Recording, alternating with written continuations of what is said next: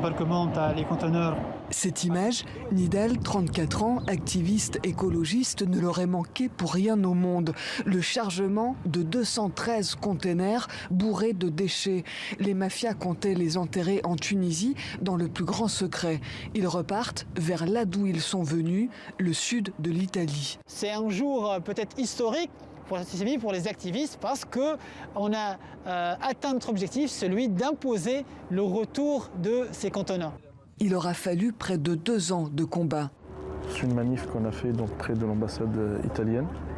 Oussem, 39 ans, se souvient des manifestations, communiqués, plaidoyers que les activistes ont dû mener. C'était un combat acharné. Un combat acharné pour faire en sorte que les conventions internationales qui interdisent l'exportation de ces déchets soient enfin appliquées. 26 personnes sont poursuivies en Tunisie pour leur implication présumée dans l'importation illégale de ces déchets, parmi lesquels des cadres de la douane et l'ancien ministre de l'Environnement. Selon les médias tunisiens, les autorités italiennes ont bloqué début 2021 l'exportation vers la Tunisie de 600 autres conteneurs de déchets suspects. Oussem est en colère. Pour lui, l'Europe doit renforcer ses contrôles. L'Europe, lorsqu'elle reçoit des jeunes Tunisiens sur leur territoire, elle se bouche le nez. Par contre, lorsqu'elle déverse ses ordures sur le territoire africain, il n'y a pas de problème. Il faut que ça cesse. En Italie, un autre Tunisien s'est battu pour dénoncer. Majdi Karbay, député de l'étranger.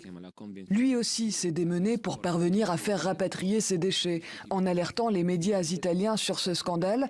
Pour lui aussi, la vigilance doit rester de mise.